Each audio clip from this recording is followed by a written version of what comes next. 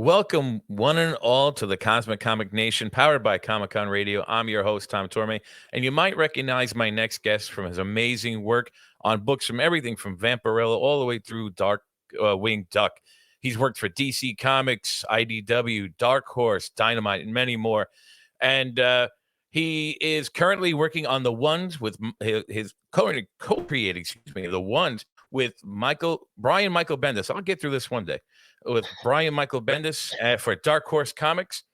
And please welcome Jacob Edgar to the Cosmic Comic Nation. Thank you very much for being here, Jacob. Yeah, thank you for having me. Oh, my pleasure, man. My pleasure. Your art is really fantastic, and you have had the opportunity to work on such amazing kind of franchise, well-established franchises, everything from kind of characters like Red Sonja to the Army of Darkness and James Bond. Uh, were you familiar with any of these franchises prior to getting into the art? And if so, which ones were you kind of more familiar with and enjoy more? Yeah, so yes and no. I think everybody's probably familiar with James Bond, so I definitely Mhm. had a big affinity for that. My grandpa was a big James Bond fan, and like going back to the novels. And working on that Money Penny issue that I did was actually my first published job in comics. So Oh, that wow. was pretty cool because I was Yeah. really close with my grandpa. So getting to play in that world was really fun. I do have to confess when I talk about Army of Darkness that I was aware of the Evil Dead Army of Mhm. Darkness movies, but I had never watched them until I got that job. But that was also a fun part of it was watching those as research to get ready for doing the project. And then I even got into they did that Ash versus Right. the Evil Dead series, Right. so I would play episodes of that while I was drawing, and that just Now, helped me kind of keep in that headspace of the tone and everything while I was working. I know that the rights to that franchise are complicated. Uh, Yeah, I think did so. you have any limitations in what you could not do in the book?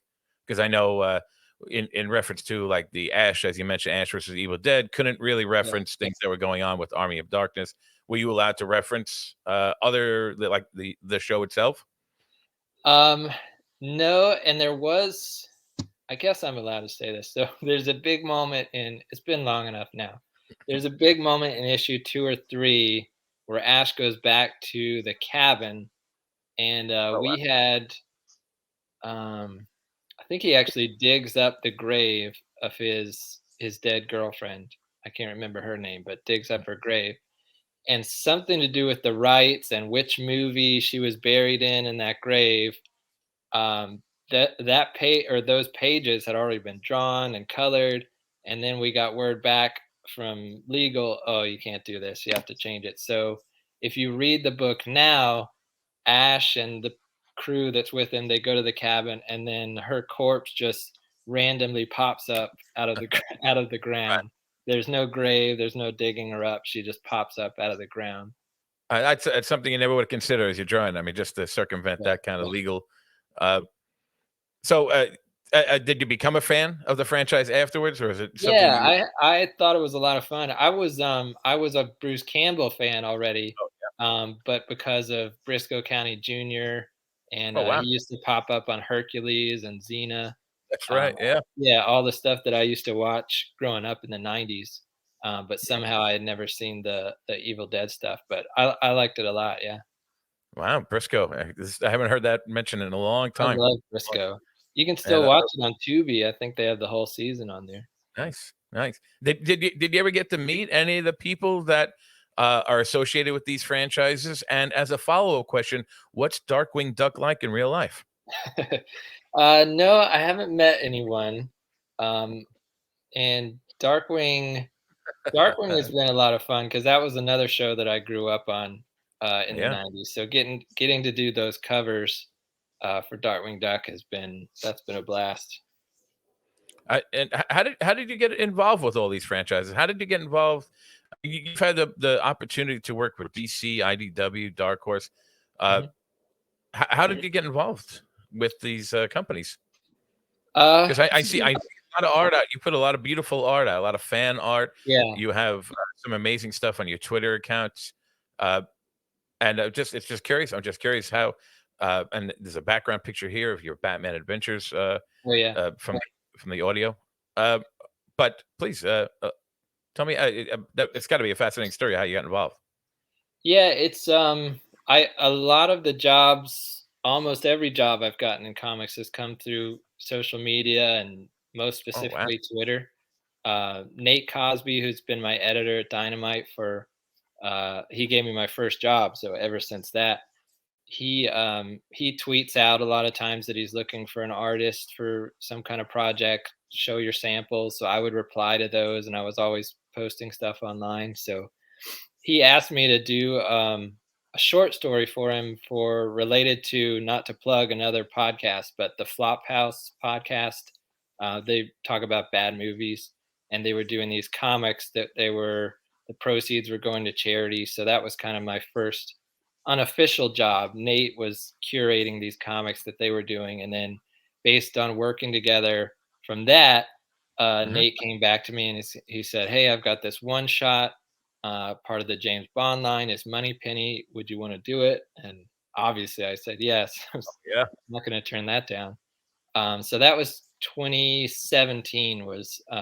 That's when Moneypenny came out. That was my first job, and then Nate has been good to me over the years. He comes back with Red Sonja. I got to work on a short story that he and I co-wrote together, and I drew for John Carter. That was a lot of fun, and nice. the Army of Darkness that we talked about, and then What was some that? of the others. Death to the Army of Darkness. Great. Death to the Army of Darkness. Yep, Yeah, if yep. you're looking for the issues or the trade, it's called Death to the Army of Darkness. Yeah, and then Wow. the other stuff I've done, like Batman, really came out of connecting with DC editors via Twitter. And then they popped up and had the one shot special they were putting together, tying into the audio adventures. So that was very cool. With I don't know if this is spoiling a question for later, but Mm. Batman is like, that's my favorite hero, my favorite comic Oh, character, like the thing I've drawn the most my whole life. So to have my first job at DC, getting to draw Batman, and the Riddler was in there, plus some other characters that I snuck in that weren't in the script. So that was a blast to get to do that one. might as well sneak him in while you got a chance to work on a big book like that. Oh yeah, yeah. I Yeah, put Catwoman in there when she wasn't supposed to be, and Lucius Fox. Forget what else I worked in there, but yeah. that's very cool. Are there any plans to return to any of these franchises, any of these characters, or even any of these companies in the future? In my head, yes. Right. I would love to do more at DC, more Batman, specifically. Dynamite, I've still got a great relationship with Nate, so I just wrapped up my run on covers for Darkwing Duck, but I'm sure there will be more stuff coming in the pipe from Dynamite. And I And actually, I actually wrote a story for them, which will be out in March. I think late March. It's called Rocket Man and Rocket Girl, which are oh, okay, some old, like public domain superheroes, part of yeah, Dynamite's Project Superpowers line. that's Um, a fantastic line. yeah, Okay, so that'll you be know, my first. I've written a couple of short stories for Dynamite, but this will be my first full length, and it's actually oversized issue. So I'm excited so for that. are you writing it and drawing? I wrote it and I drew the cover. Jordi Perez is drawing it, and Very cool. the art is looking really cool. He's doing a great job. Well, I mean, that's amazing that how many gigs you were able to get from social media. Really speaks to the kind of the change in the landscape of how artists are being discovered. I mean, I've been to conventions where I see artists with these gigantic portfolios Hmm. lined up around the block just to sit down and get a chance to see and speak Yeah, to a publisher. And now they could turn to, and you can as well turn towards social media to get that out there. And yeah. it's amazing to hear that has been as successful as it has been for you. Uh, Yeah, and I've done the con thing too. I've gotten a lot of great feedback. There's definitely value in that, but oh, just sure. the way that things have shaken out, I've never gotten work from an in-person meeting. All my Right. work has come through over the internet. So And I have to applaud that because it's the adverse, as in when you're seeking them out, and in this, they're they're finding you, and that's got to feel good about they find you through the social media and reach out to Yeah. you, maybe like your work, and would love to work with you. Yeah, That's that gotta be is, it's humbling. It's very cool that whenever they come to me for something like that, it's very flattering. Yeah. right.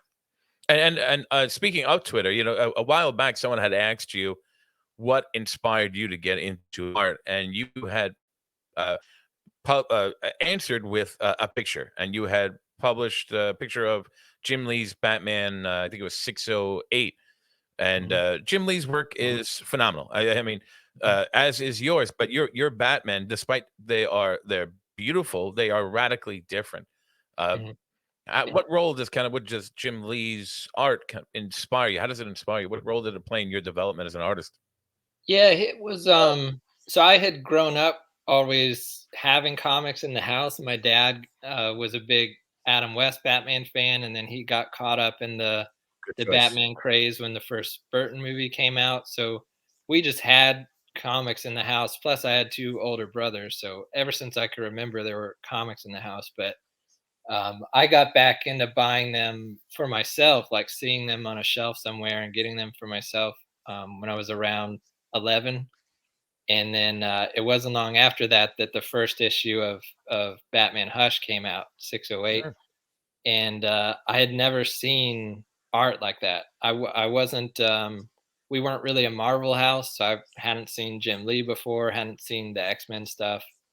I was familiar with guys like Jim Aparo, mhm, Norm Brayfogle, and all those guys are great, but I had never seen, like, there was so much like power and especially detail in Jim Lee's work. There's so much that he put into the backgrounds of those pages, and it kind of blew me away. And people talk about like the first time that you notice the name on the comic books that you're reading, and that was that moment for me was, oh, this guy Jim Lee, he drew this and he drew it this way, mm, and yeah.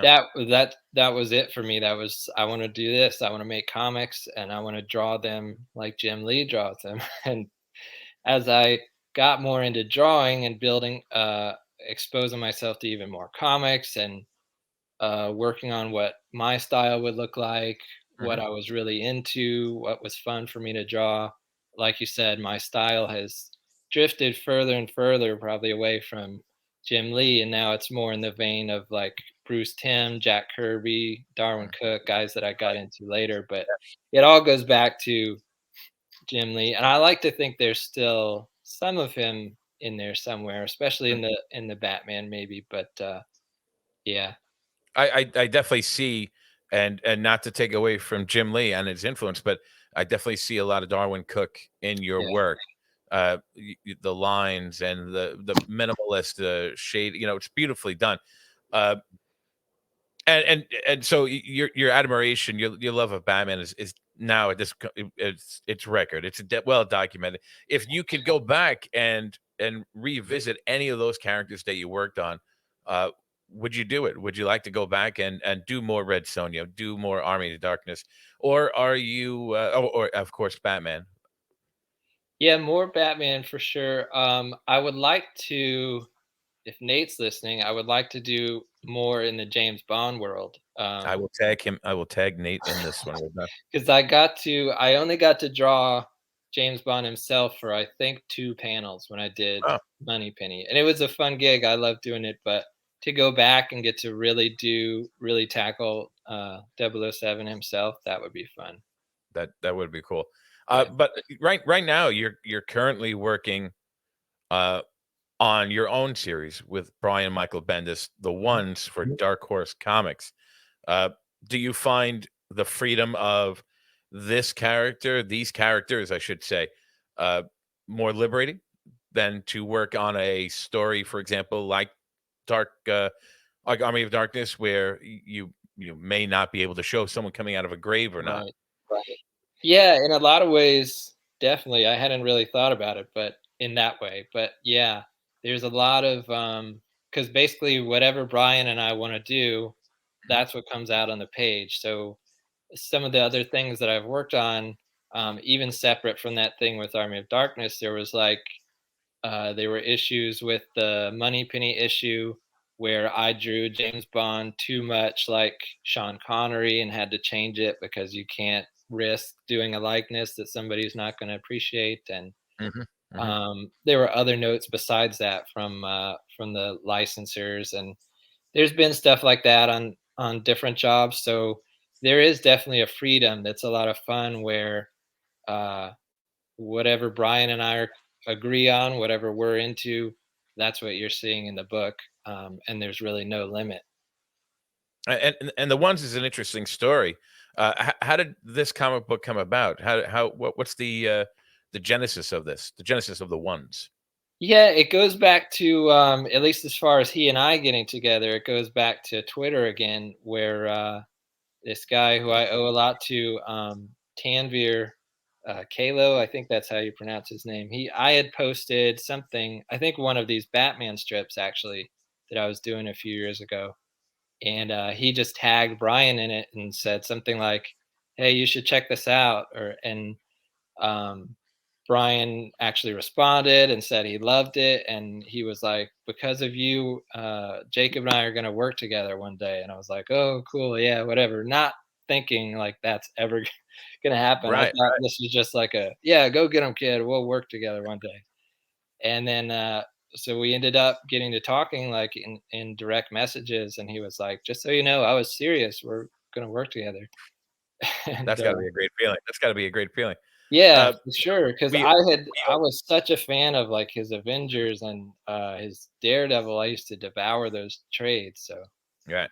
Well, we owe Tanvir a big thank you for oh, this. yeah. Oh, For yeah. yeah, He earned and how himself. I told him I would do this whenever the book, came about, that I would give him a cameo, so he does have a little cameo in, issue 1. Tanvir oh, nice, actually appears, yeah. very cool. Good job, Tanvir. Issue one, you Yeah. made it. Uh, does he survive?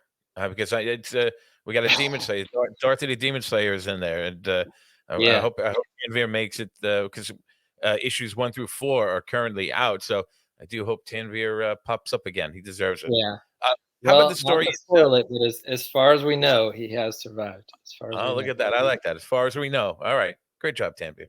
How about the story itself? Now that we understand the genesis of the relationship Yeah. between the two of you working on the book, Mhm. what's the impetus of the story itself?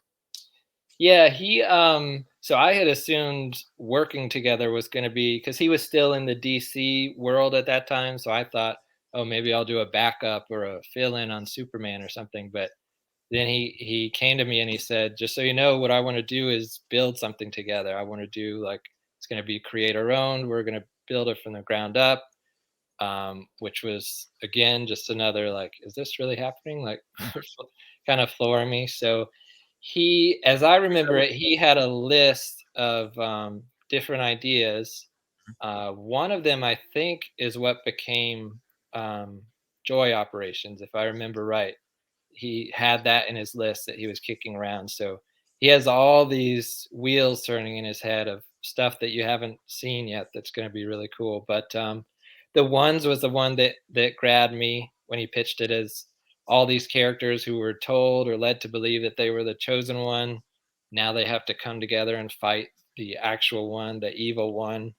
That was something that I had never seen before, and the fact that it was going to be kind of, I would guess not kind of a comedy. It is a comedy.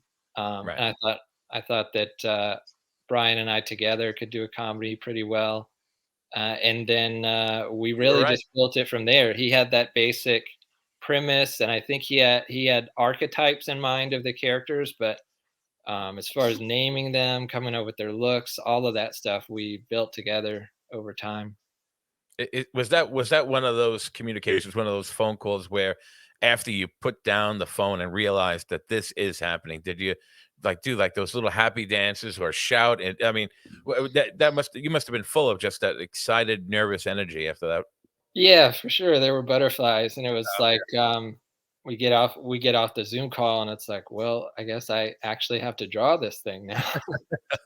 Then the reality sinks in, right? Yeah. Yeah, yeah. I mean, so for you, obviously, as it's very clear, if anyone goes online and they're looking up your work, Mhm, it's very clear that your art is your passion, but it's also your mhm. profession. At any point when you're putting the pen to the paper and just drawing and doodling, uh, and for yourself, for your own peace of mind, what's your Mhm. go-to? What's your go-to subject? It's a lot of the stuff that I do for work or put out there, honestly. It's a lot of superheroes. I do draw a lot of Western stuff, a lot of cowboys, and there's not a big market for that, sadly, in the American comic industry. Um, Right. but those are I mean, probably the I'm main a things. big Yeah. Batlash. I like the '50s comics, Okay. the cowboy comics. So Yeah. I'd be maybe we could get you to work on a Jonah Hex kind of Batlash, Yeah. uh, Powwow Smith. You know, that would be pretty Howell cool. Smith, I haven't heard of. That's a new one. Oh yeah, yeah, yeah. Very cool. It's good I'll stuff. have to check that out. I was looking at some old Joe Kubert, Dick Giordano, Jesse Mhm. James comics today. I've Oh, got a nice, nice. slate of those. I think it's about time the westerns made it. My dad, and I'm gonna guess your dad would be ecstatic to see the westerns come back. Yeah, it seems like it's coming back like on TV and in the movies. So, but when you bring it up to comic publishers or editors, they're like, if it's not sci-fi or horror or something like Yeah. that, they won't do it. Yeah, I guess that, but maybe on your own, maybe creating, maybe continuing the relationship with Brian Michael Bendis and Yeah, get a western out there, get a weird western tale out there. yeah. I am writing. I don't know what'll ever become of it, but I am writing a Western graphic novel. Yeah. Oh, fantastic! I'm on board already. I love those. I love them. And your art, your style is fantastic. So, more serious, or are you leaning towards more comedy? Because the comedy in the ones is fantastic. This one, the Western is serious. It's Oh, there's a little humor in there. It's not bleak. Um, okay, it's not Bone Tomahawk, but okay. it's a straight up like playing it straight Western. Nice, nice. You had mentioned the idea that maybe when you got the call and you assumed that you'd be working maybe on a backup story or even something Superman adjacent.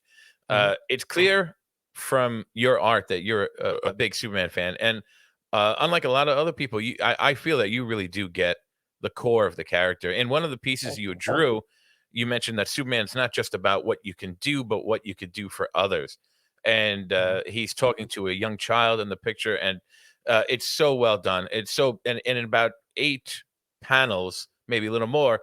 I'm trying to picture off the top of my head. You truly do capture the essence of Superman.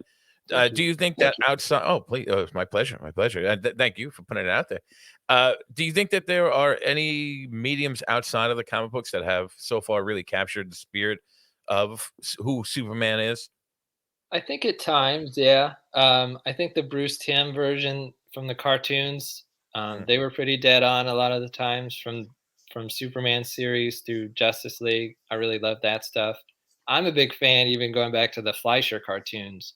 I Oh, had a I had a VHS of that as a kid that was on heavy rotation. I love those. And then the first so two beautiful. yeah, yeah, for sure. And then the first 2, Christopher Reeve movies, I still have Mhm. fondness for those and his performance. I noticed that But you I said the first two were wisely excluding 3 and 4. yeah, yeah, I've tried with those 2, but just can't do it. Yeah, they're awkward. They're awkward. Yeah. There Yeah. are good moments in there. There's a little there's good Oh, nuggets look in at there, but I like that's good. I like that you're seeing the positive in that. It's hard. It was a hard one to pull the positive out of, but you did yeah. it. That says a lot about you. Uh, so, uh, do you think so you've put some great Superman art out there. Is that something you're interested in doing as well? I know you've professed your adoration for the Dark Knight, but how about the Man of Steel? Do you have any kind of pitches or ideas that you would Yeah. like to? Yeah, if I had a number 2 thing I'd like to do at DC, it would be Superman. And I've got, just drawing him would be great, but I do have ideas for writing him. When they had that red, what was it called? Red, blue, and white, or whatever it's called, the Superman's Oh, version of the black and white comics. right. Yes. I came up with a pretty fun short story idea, but I've got this big project that I want to do that involves the new gods, Superman and the new gods. I don't want to give it away for somebody to steal, but I hope I get to do that one day. Nice. So you get to work on a Siegel and Schuster and a Jack Kirby franchise all at the same time. I mean, Yeah, that hopefully. would be I get we're gonna tag everybody in this video, and we're gonna. I mean, if the power of social media, the power of TikTok, excuse me, not TikTok, gosh, the power of Twitter has worked so well so far, it's gonna work a little more. Yeah, Uh, give it a shot.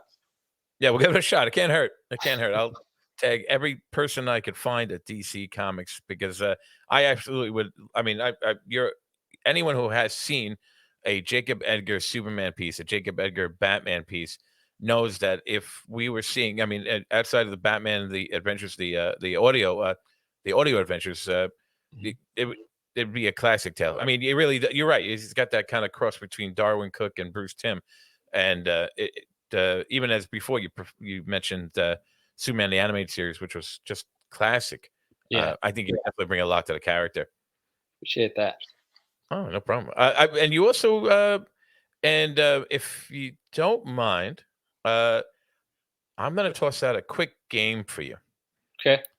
And I'm gonna because I know one of a lot of the pieces that I saw that you had drawn focused on these relationships, Mhm, Nightwing and Batgirl, and Superboy and Cassandra Cain. Which mhm. I don't know. I'm maybe not as knowledgeable about that. Is that uh, a Jacob Edgar invention, or is that something that was pulled from the books? Did they have a relationship? I don't think it's in the books. That was a commission request, actually. Oh, Yeah, okay. Well, somebody you know. commissioned that one, so that's something that they're into personally. I g well, good, yeah. So I'm gonna mention a few relationships, and you tell me whether or not, they would work or they wouldn't work in the comic Yeah. books. Alright. So, you're probably a big Justice League Unlimited fan, so I'll say Mhm. Batman and Wonder Woman, the Wonder Bat. Would you I like to do see that? I do think that that's interesting. I feel like nobody's really taken it like, it's been teased different places, comics and cartoons, but nobody's really explored it. I think it would be interesting. I don't know if it would last, talking about it as a relationship, but I think it would be fun to see. They've done it with Superman and Wonder Woman a few Right. times, so I think it would be interesting. How about I'm gonna get a little I'll go 80s here, 80s, 90s. Ash Williams from Army of Darkness and Okay. Ellen Ripley from the Aliens franchise. Would I that last? Not longer than a few minutes, I think. I think she would get sick of it of Ash pretty quick, sadly. I agree. I agree. She would probably jettison him at the side of a Yeah, spaceship or something yeah, like that. From the ones, how about Dorothy? Was it the Demon Slayer, Dorothy the Demon Slayer, yeah, yeah. and Star Fox from Marvel? Star Fox. Star Fox is that perennial intergalactic playboy. Um, Oh, okay. yeah, I think he was Um, Harry Styles. Harry Styles played him at the end of the oh, Eternals. yeah, yeah. Mhm. Uh, this might be I don't know where Brian, falls on this, but I think he's not Dorothy's type. Okay, okay, I get you on that one. Um, I'll toss out another two. Uh, Ego, Ego for the The Marvel, Living Planet? and Mogo, the Green Lantern planet. That could work, 2 planets, why not? I wouldn't mind seeing a story about that. I wouldn't If mind seeing. 2 planets have a baby, is that a moon or what? I don't know. We'll have to explore this in greater detail. I think these are questions that need to be answered. I Yeah, don't know. Yeah, can they procreate? And if they can, is it a what moon? happens? Is it a black What hole? this does all of existence end? Uh, and the last one I'll toss out just because why not? Little ducks. Howard the Duck and Daisy Duck. Daisy as in Disney's Daisy Duck? As in Disney's Daisy Duck, yes. I think Howard could maybe turn on the charm for a little while, Oh, steal her nice. away from Donald. I'm sure maybe I'm putting commission thoughts out in people's minds because Yeah, if Superboy and Cassandra Cain can be commissioned, then I'm sure some of yeah, these can be as yeah. well. Donald's got temper issues, so I feel like Howard's a that little laid back. relationship's already hanging by a thread. That's true. That's true. That's true. And Howard's a laid back cat. You know, he could or Yeah. duck. Little martini, cigar. He's good. You know, he doesn't need. Okay. Uh, so in terms of so at this point, the ones issues 1 through 4 are out, Mhm. and that is completing the first arc of the story. Yes. And are there plans to continue the ones past that? And uh, when do you think we might expect that to happen? We have talked about it. So there's wheels spinning. There's no dates or anything. I've got some other things that I'm working on right now as well as Brian, but definitely there's ideas there and there's threads that we left to go back to. So hopefully people will want to see more and we can give it to them. Are there plans for Dark Horse to collect it as a trade? Yeah, there is a trade coming. I think it's going to be released in August. So that'll have all four of the first issues, plus some extra stuff, design sketches, layouts, all that kind of stuff. Oh, I When love that. I we're love that. putting it together. Yeah. Yeah. That's generally my favorite part. I love to see the behind the scenes, how it's put together. Yeah, me That's too. always cool. How you did mention other projects. Is there anything coming up that you can talk about? Yeah, so if this episode's coming in March, then Yeah, the issue that I wrote of Rocket Man and Rocket Girl that we talked about, that's either about to come out or already has come out. very cool. Drawn by Jordi Perez. It's a classic superhero adventure story. It's set in the 40s. It's got helicopter bank robberies, Tommy guns, car chases. I was really wishing that I got to draw it after it was written and I was seeing the pages coming in, but Jordy's work is great. I think people will really dig it. And then Nate Cosby and I that we talked about earlier, we're working on finishing our Kickstarter book that got funded last year. Oh, That's congratulations! yeah, that's it's called The Daring Double Life of Ace Adams, or originally it was called Alter Ego, but we changed it. So we're working on getting that finished up and out to people. Um, I think those are the only things I'm allowed to talk about. There's a couple other Right. things that I'm working on that I can't say yet.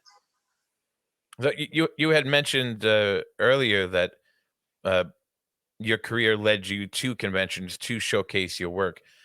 Do you have any plans now, being on the other side of the table, at any conventions coming up, or are there any cons where people uh, can meet you and interact with you?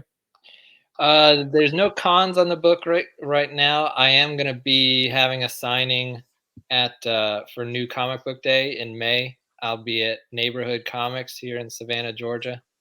Very I cool. don't have a time frame on that yet, but Free Comic Book Day here in Savannah. If you're in the area, I'll be there signing and probably have some prints and sketches and stuff.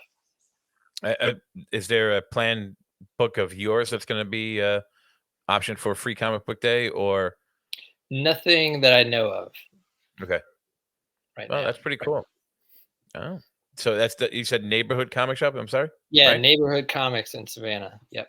Oh, very cool, man. No, they're lucky. They're lucky. Any plans to travel up north, in particular, places like New York City or out I was west, actually maybe? just in New York City in January, but that was just a vacation with my wife. Oh, Um, you had a good time. You yeah, it came. was You came. fun. Ate a lot of good food. I made a stop at one of the Midtown Comics and uh, signed the copies of the ones that they had. Oh, that's pretty So cool. yeah, it's a fun Uh, trip. yeah, yeah. I, I love the city. I've been. I think that was my third time going. It's always fun going up there. It is. I live a few miles from Times Square in Manhattan, but every time I go there, I might Oh as well yeah, be from a different country. It's a great experience. It's surreal. It's surreal. yeah, yeah. Oh, yeah, Midtown is great. They're great people too. That's cool that you did that. Stopped in and signed. I'm sure Lucky Fan was very happy to get that book. Hope so. Yeah, I signed. It Oh, was everything of issue one. They didn't have the other issues at the time whenever we were there, but all the copies of issue one they had are signed. yeah. Oh, very cool. And for commissions or just general interaction, where can people find you? I know Twitter. Mhm. What's where can we find you on Twitter? Yeah, at JCB Edgar. So it's my first name without the vowels and then last name Edgar. And that's the same on Twitter and Instagram. I post on there pretty often. And if you want to reach out for commissions, now is actually not too bad a time. I hadn't been taking any while I was working on the ones, but now my schedule's a little lighter. So been doing a Oh, couple here and there over the last few weeks. oh, very cool. Well, I really, Jacob, thank you very much for taking the time to talk with me Sure. today. You're an amazing guy. Your art is fantastic, and I can't wait to keep following your continued success. And I hope to God everybody at DC Comics is following your Twitter account and saying to themselves right now, we have to give this man a run on Batman, Superman, and make that happen because you are definitely deserving of it. Oh, I appreciate it. Thanks for having me. It's a lot of Oh, fun. it was my pleasure. Guys, everybody, that was Jacob Edgar. I am Tom Torme. This has been the Cosmic Comic Nation. Be well, stay safe, and we'll see you next time. Thanks, everybody.